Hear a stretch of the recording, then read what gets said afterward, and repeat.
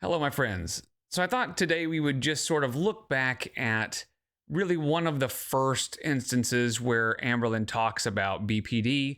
And this shows quite a bit of narcissism and delusion.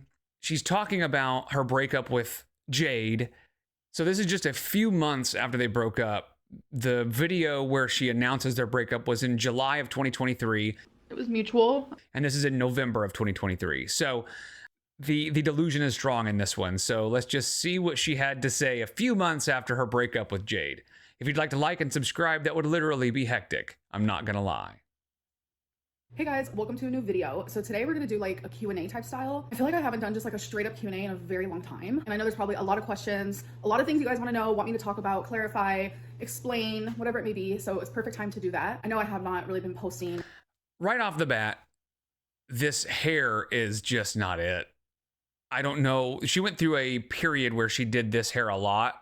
And I don't know why she thought that was great, but it's just, she's got a cone head. It's just so weird. And every time because she's real animated with her head when she's lying and making things up. And so she does this a lot. It just looks so goofy. And honestly, it's because so much is like going on up here that it's hard for me to sit and focus. Plus I've been busy out doing things. And it's just like, I went through a very big moment by, you know, moving to a completely different state, living by myself for the first time in my life in this way, around family that I haven't been around since I was 18 years old. I'm 32 now. I was ending a relationship with a person that I thought I was going to be with forever, that I literally thought I was going to marry. And then their breakup was very mutual.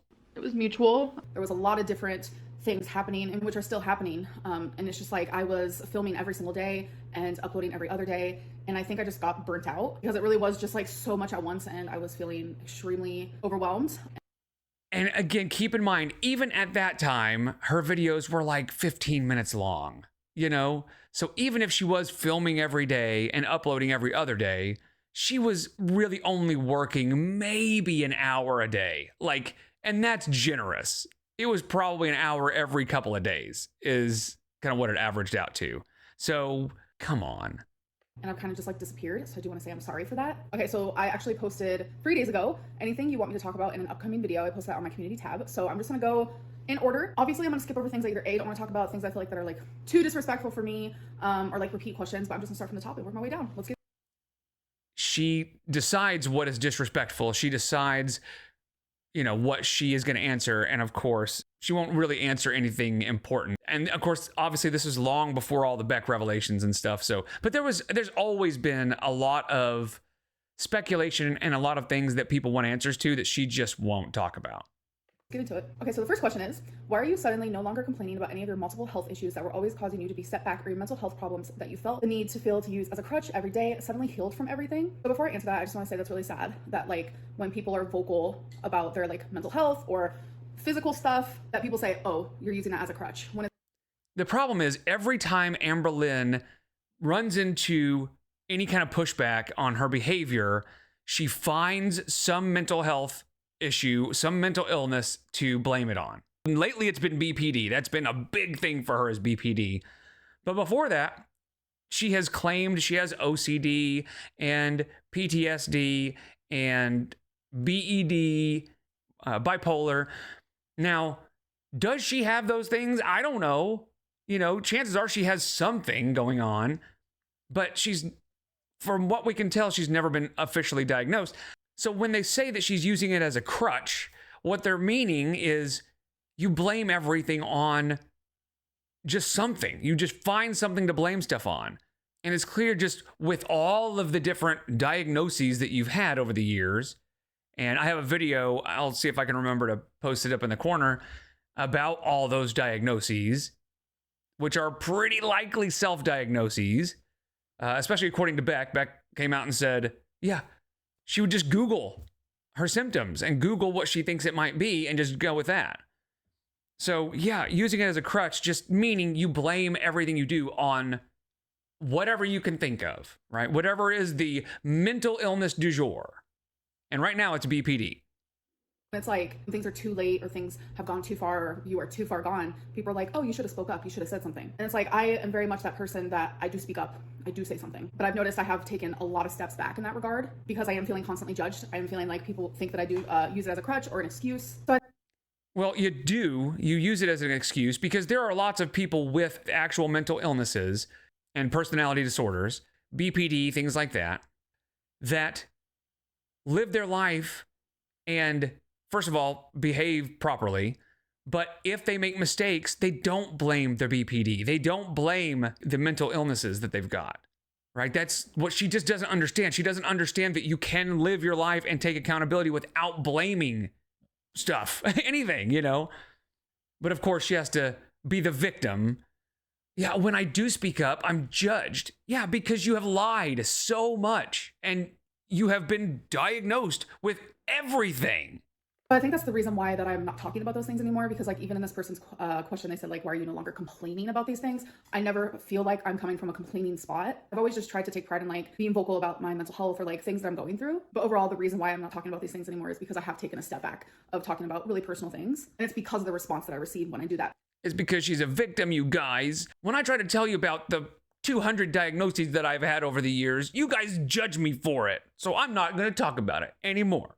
Because the response that I receive doesn't help me, it actually makes me feel worse. Have you noticed an improvement in your health overall? Yeah, I do notice improvement in my health, and I'm gonna come from like my stamina. Look how big she is too here. Like this is, so after this, she actually lost some weight. She's getting back to this size, and she may be this size again, but at this point in time, she had gained quite a bit of weight. And then she lost some, but we know where we are now. My stamina area type situation, because it's like I was actually talking to my mom the other night and I was like, because she has to use an arbitrary measurement for how her health is doing, right? So she just, instead of weight loss or any actual like tangible thing that we can see, it's her stamina is really good. So she uses stamina a lot as a measure for how healthy she is.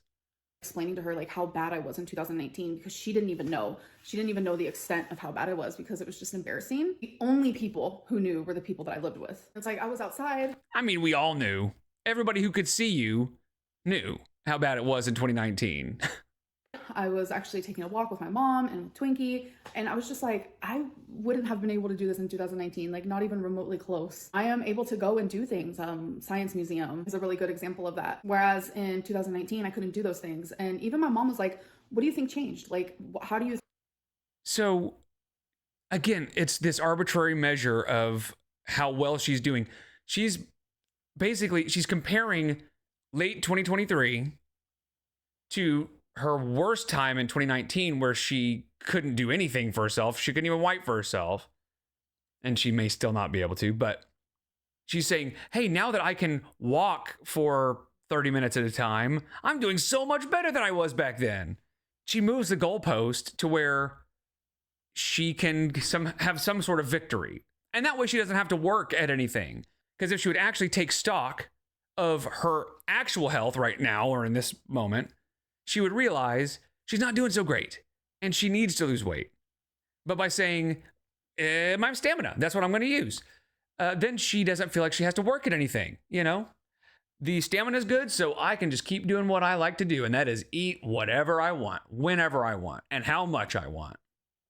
I think that you did that, like, even though you're still the same size as you were. It's because it takes work. It takes hard work to build your stamina. Like, it was very, very hard, because I still remember in 2019, when I tried to take a shower, like my legs would shake. I would be so out of breath. Like, it was not hard work. She has never, ever in her entire life experienced hard work, period.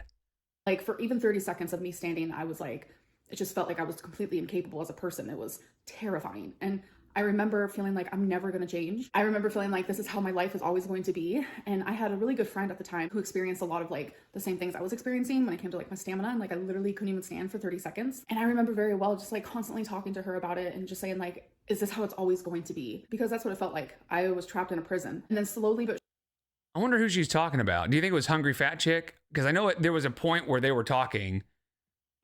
surely over time, I said, no, I'm gonna get up and I'm gonna stand for no reason. Like there were times where I would purposely stand for no reason.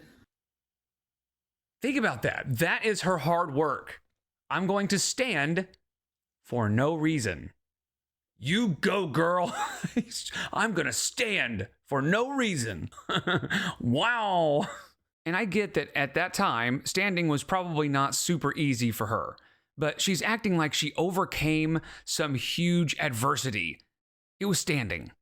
You know, she could have done so much more and still could do so much more, but instead she chose to stand for no reason. That was her giant victory. Just to build those muscles that I had lost. And a really big thing for me that changed was I stopped sitting while cooking. I stopped sitting while doing things where normally I would sit. Like sometimes I even journal standing up. Like you don't need to be sitting all the time. And the biggest one for me is every time I go to a store, I would tell myself, do not get on the scooter. I think a really big part of that, what made it like easier, was being with Feline, because I felt ashamed and embarrassed. Honestly, you should feel ashamed and embarrassed. To be her, getting on a scooter, as young as she is and was, people who need a scooter shouldn't be ashamed to be in a scooter. But for somebody as young as Amberlynn, with no actual disabilities like Amberlynn, she should be ashamed. So again, she's doing the absolute bare minimum, standing for no reason and walking for a little bit when they go to the store. So hard work, my ass.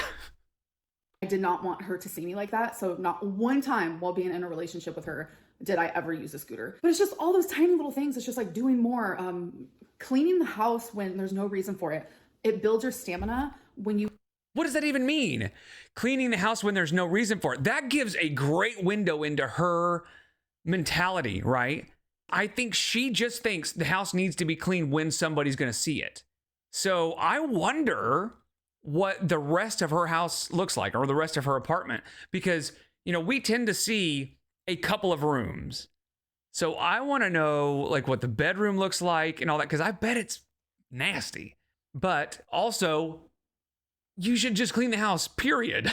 Like, you don't need a reason to clean the house. You just should keep your house clean. It builds your stamina when you literally had none. I'm not talking about like the average person. I don't think that cleaning is going to help your stamina. I mean, go for it. But when you were pretty much bedbound, getting up and doing things that you normally wouldn't and doing them every single day, it makes it to where your stamina just improves. So then every single day you're able to do more and more. So now... Yeah, and that's why her saying it was hard work is just not going to fly with me, right? She did the bare minimum every day, to where the bare minimum did get easier, but it was never more than the bare minimum. It was standing and I'm guessing cleaning for a few minutes here and there. So no, hard work, no. Now that it's been, 4 years since then, that person in 2019, she doesn't exist. Like the mentality I had, who I was on YouTube, she doesn't exist anymore. Just the incapability of just living as a human, because here I am living on my own where I need zero help. Again, this is her giving herself an excuse to just continue the way things are, right?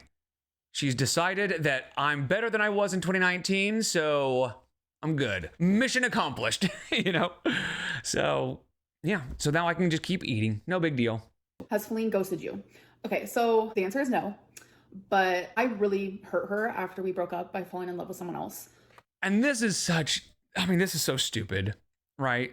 She comes out with that video where she is distraught that they broke up and says that it was mutual. Like, I just feel like I can't live without her, but I know that I have to, because it was mutual. And then they do the hostage video, you know, the exit interview. So the next question was actually, are you still in love with Amberlynn? Of course. Yeah. Of course. I love her with all my heart. If you could turn back time, what would you do differently?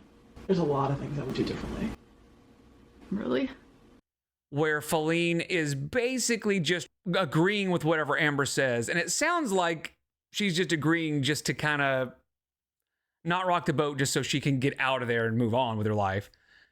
And in that hostage video, or the exit interview, they're both talking about how they're going to be best friends and they might get back together. Well, Amber sort of hints that they might get back together one day, and Jade goes, you never know, you know. You're going to be the one that got away. Oh, please. Oh, please. Because I think about that saying where it's just like, we're right for each other, but like not right now, you know? And you never know what the future holds. That's it. You never know what the future holds. You never know. Who fucking knows? And then Jade takes her to Oklahoma and pieces out, never to be heard from again. So now Amberlynn, Miss Full of Sour Grapes, is like, and I think she had mentioned this a couple times, like during the period where they were still living together, Amberlynn was like, yeah, I fell in love with somebody else, you guys. I really broke her heart. And of course, everybody was like, shut up. Come on. Because it was, again, this is only 3 months. This video here is 3 months after they broke up. So she's claiming that in that first month or so, she fell in love with somebody else. Online, I guess. But Amber never says who it is. Nobody ever heard from anybody. You know, the internet sleuths tend to find those kind of people, but there was no trace of anybody that she could have been talking to. So just keep that in mind while she's talking about this person that she definitely fell in love with, you guys. I hurt her a lot, and I take accountability. I obviously just could not control falling in love with someone else. I very much fell in love. I did. Fell in love. I did. You know, she's such a bad liar, you know. No, you please don't audition for anything because you're terrible at acting.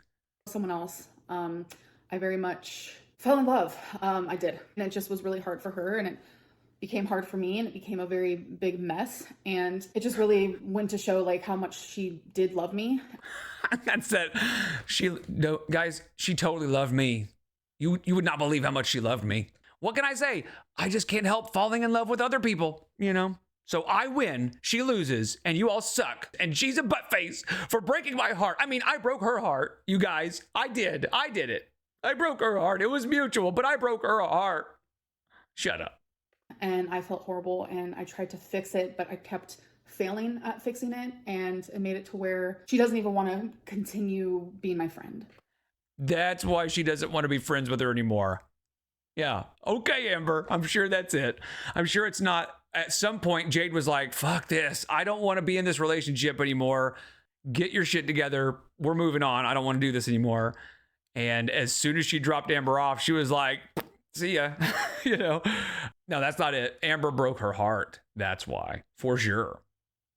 So I went through like a whole separate heartbreak in private. Like, I just feel like I'm reliving the heartbreak just a million times over. We were cordial for a bit after she left. We would text. Then, like, almost daily, I would text her, like, I love you, I miss you, because I just felt like I needed her to know. And I needed her to know that I was sorry that I hurt her. I talked it over with a friend. Yeah, I'm sure that conversation happened. Hey, Feline, I'm so sorry that I broke your heart. Jade was like, Amber, I told you, I'm done with you. You are so annoying. I mean, yeah, but I broke your heart. I'm sorry. Oh my God, Amber, how many times do I have to tell you, stop calling me? I needed her to know. And I needed her to know that I was sorry that I hurt her. I talked it over with a friend, and they said, I think it's time that you just, like, respect her.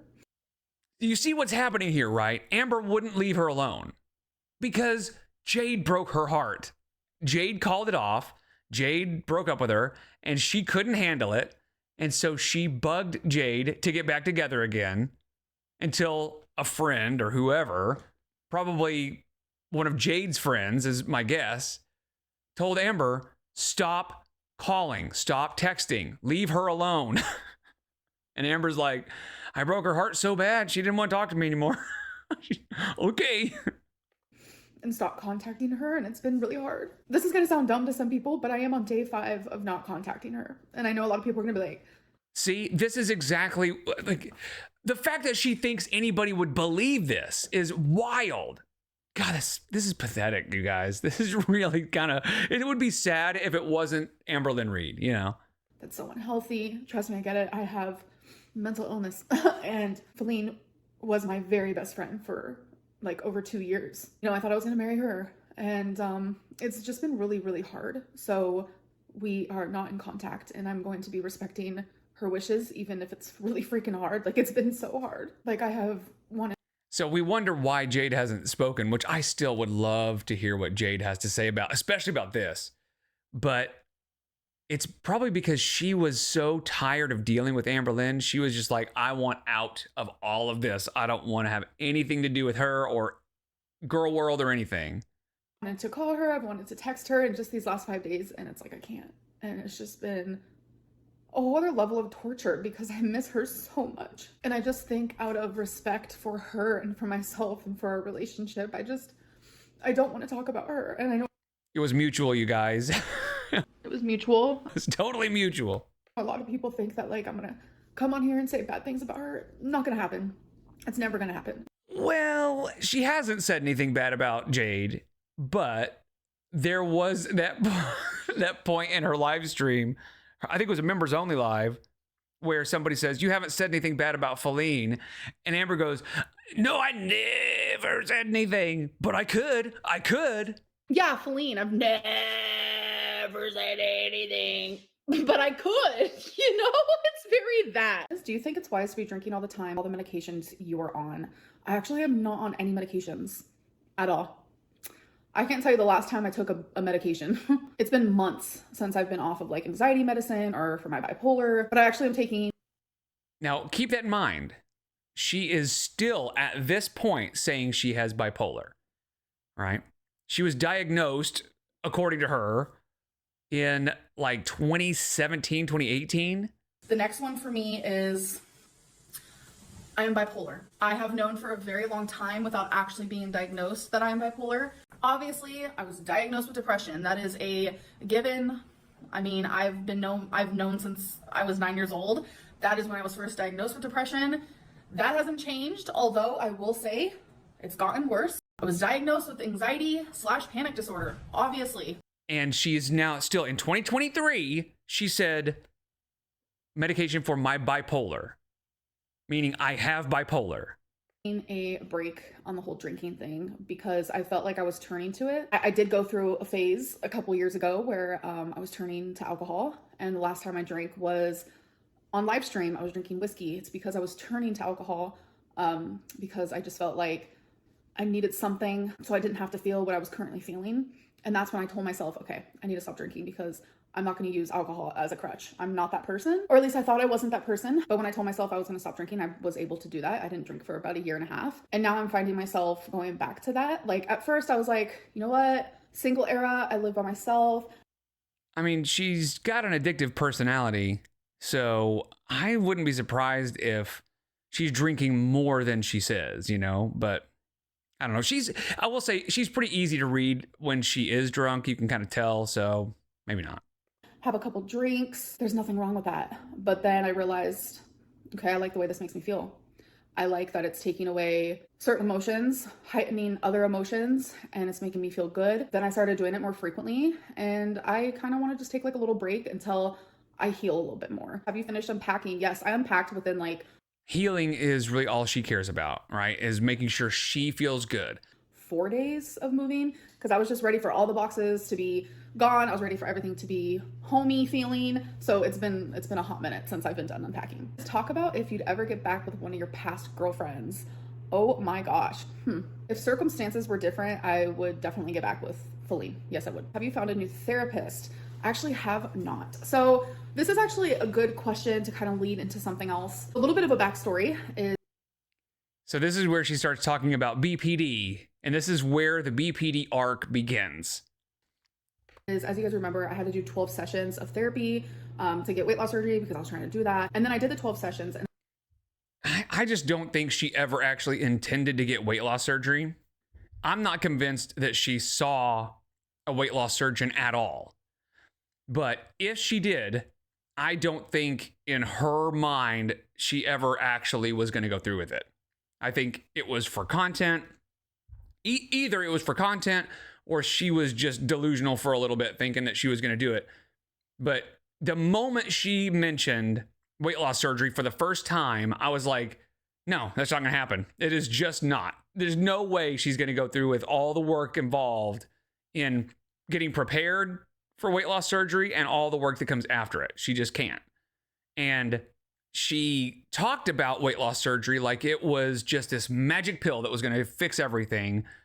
But it's not. It's just, you still have to control what you eat, and she can't. She's not physically capable of doing that or mentally capable of doing that. So yeah, she was never going to do weight loss surgery. Now, I've never had weight loss surgery, so I can't speak on it too much, but apparently you do have to do some therapy, and there's a lot of prep work that has to go into being approved for weight loss surgery. You know, you've watched My 600-Pound Life, and you have to prove to them that you can lose weight and that you can control your appetite and your consumption. And there's no way she's able to do that. But part of what she claims was her prep work was 12 sessions with a therapist. So it was going to take a year. It was going to be once a month, and it was going to take a year to get approved. And then later she came out and decided that it wasn't right for her, you know? But the people there are, first of all, the best surgeon on earth, you know, that's only the best for Amberlynn. And then she claims that they sent her an email that was like, please don't break up with us. You know, we really want to give you the weight loss surgery. Or is there anything we can do to change your mind? It was pretty obviously written by her. And yeah, so the entire weight loss surgery arc was just stupid from start to finish. And then I continued seeing the same therapist, actually psychologist. I liked him a lot, so I stayed. And then remember when I told you guys, okay, well, I have to go to a new psychologist who actually specializes in something different, and I didn't feel comfortable saying what it was. I actually only got to see that psychologist one time because I ended up moving to a completely different state, and I wasn't able to keep the same psychologist, obviously. But I guess now is the time to say. Real quick before she says BPD.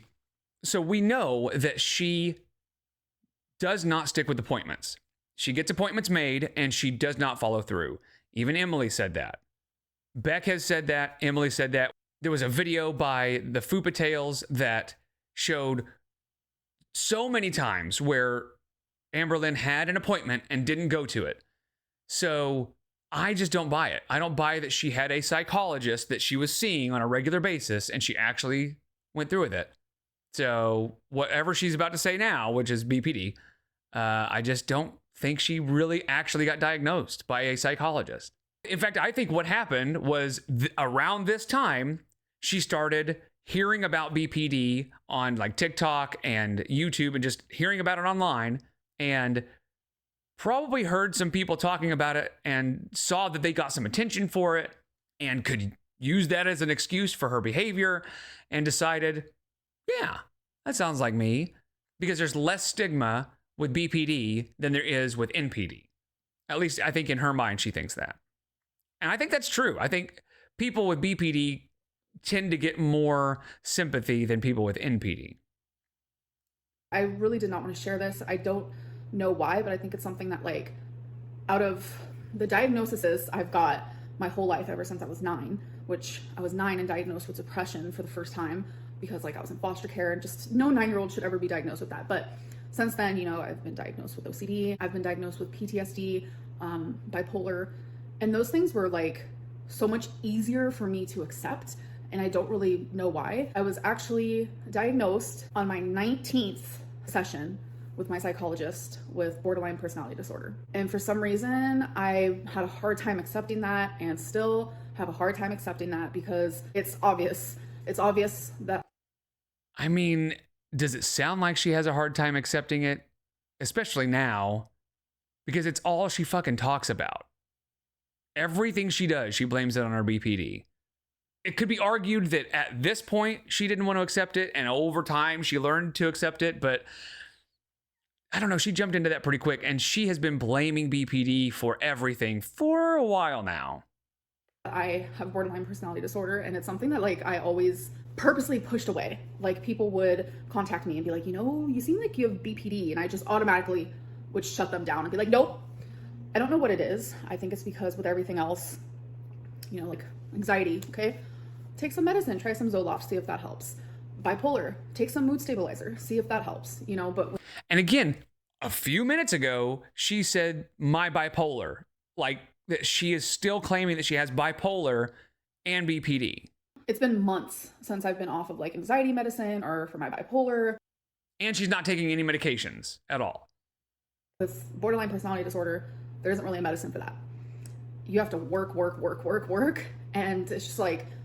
In that self-diagnosis video, one of the parts of that was an email that I received from somebody who has done DBT, dialectical behavior therapy, which is hard. And I've talked about this several times, but it's hard. So when she says work, she is not capable of the work that is involved in actual BPD treatments, from what I understand. This diagnosis explains literally probably 95% of the reason why I am the way that I am. And I don't know if I want to like talk about it anymore because again, it's hard for me to accept. How'd that work out? Because it's all we hear about now. I don't think she has done a video in, I don't know, 8 months where she didn't talk about BPD at least once. I don't know why. It's that one thing where I kept telling myself, this can't be real, this can't be true, and it is. And now it's just something else that I have to put in work. And she acts like she has ever put in work.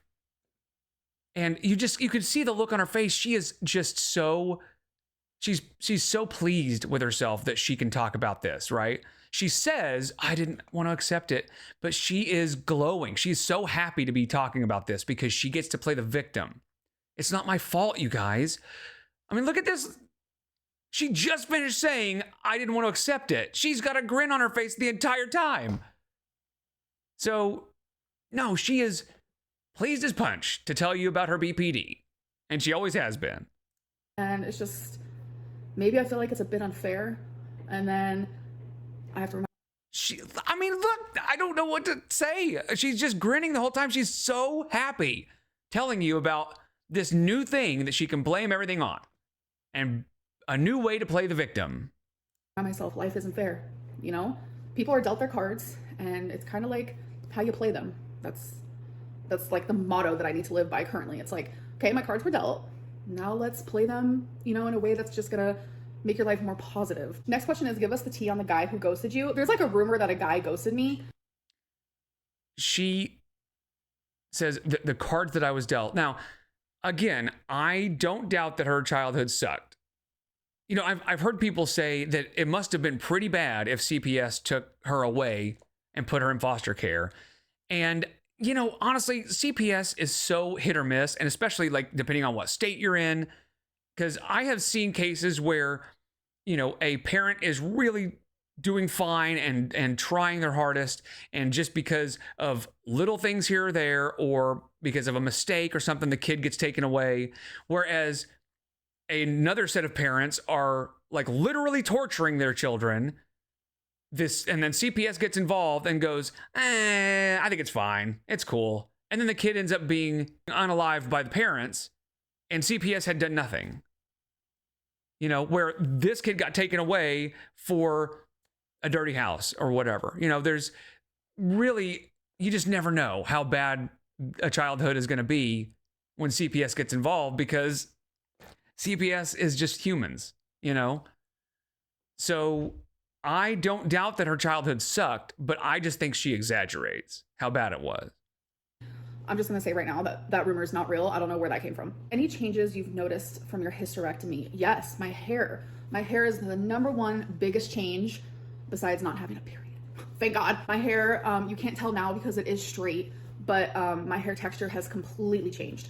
It's like curly and like, it's just like, it looks dry and just not good. It's a texture. It has nothing to do with the fact that she doesn't wash it enough. Or, I mean, I don't know how often you're supposed to wash long hair like that, because I know a lot of women don't wash their hair every day, and I mean, I get that. But I think you're supposed to wash it more than she does, you know? That I do not like, so that's why I choose to straighten it, so you guys can't tell. But on top of that, my hair has thinned a lot. My hysterectomy was a full hysterectomy, so I went through menopause at a very young age, obviously. So I'm just like showing symptoms of that, and I know that's like a really big one. And then another one is like I noticed I get hot and cold a lot quicker than I ever did. I don't know if that has anything to do with it, but it definitely happened after my hysterectomy. Okay, I've had a lot of people ask if I will be doing Vlogmas this year, and honestly, I don't know, because my last Vlogmas was my favorite Vlogmas of all time, because I remember how I. And she's sad because she's not with Jade anymore. Does that sound like somebody who was in a mutual breakup? Of course not. Not a lot of people have to enjoy it. It's fine. I mean, if you enjoyed it, thank you so much. But it's like, for me, a lot of my memories come from like, how did that make me feel? I remember how people make me feel, how situations make me feel above anything else. And I remember Vlogmas making me happy. I think that's just memory in general, right? That's why so many companies capitalize on nostalgia because it's such a strong feeling, right? Because everything you do reminds you of how you felt when you did it. Like when I see a lot of like new Transformers toys or, Transformers movies and things like that, it reminds me of when I was a kid and how much fun I had playing Transformers with my brother. So, that's what nostalgia is. That's how memory works. It reminds you of how you felt when you saw a thing or smelled a thing or did a thing. It's not unique to Amberlynn Reed. I felt happy. I felt at home. I felt content. I was sad for it to end. And it's because of the things I was doing in Vlogmas. I know I just said I wasn't going to talk about Feline much, but she is a very large portion of the reason why I enjoyed Vlogmas so much. I feel like we had a very good time. And so now when I think of Vlogmas, I think of her. So I think of how mutual it was. And I cry. So I'm trying to figure out how I'm going to manage. So for right now, I do not know. I love Vlogmas, but do I love it enough to every day be super sad over it? I don't know. Next question is you should... Spoiler alert, she did not do Vlogmas that year. Next question is you should explain your TikToks. Oh my God, my TikToks. A lot of... The thirst traps, right? We've gone over her TikToks before, but they are literally just almost all, so I shouldn't say literally, but almost all her with her little pouty duck lip face and trying to look as sexy as possible. It really is almost all. It's it's hundreds of videos of her making the same pouty face, the same sexy look into the camera. She's eye fucking herself the entire time. And it's a thirst trap. Every single TikTok, and maybe a couple that aren't. People think that they have hidden meaning. They don't. I just really enjoy dancing, lip syncing. Some people call them thirst traps. Definitely not. I'm just kind of, for the lack of a better term, I'm just feeling myself. And, somebody was like, what's wrong with somebody just feeling sexy and expressing themselves like that? And there's nothing wrong with that. Even Amber, if she wants to do that, that's fine. But when it's an entire TikTok page of hundreds of videos doing the exact same thing, it's a little weird. It's cringe. Honestly, that's the problem. I never said there's anything wrong with that specifically. It's just that there's so much of it, it's kind of pathetic. I don't know. I just enjoy being that. And by that, I don't really know what that means. I just enjoy that. So if you go to my TikTok and you see, you'll know what I mean. I just enjoy that Amberlynn. That for two reasons. Number one, she loves looking at herself like that.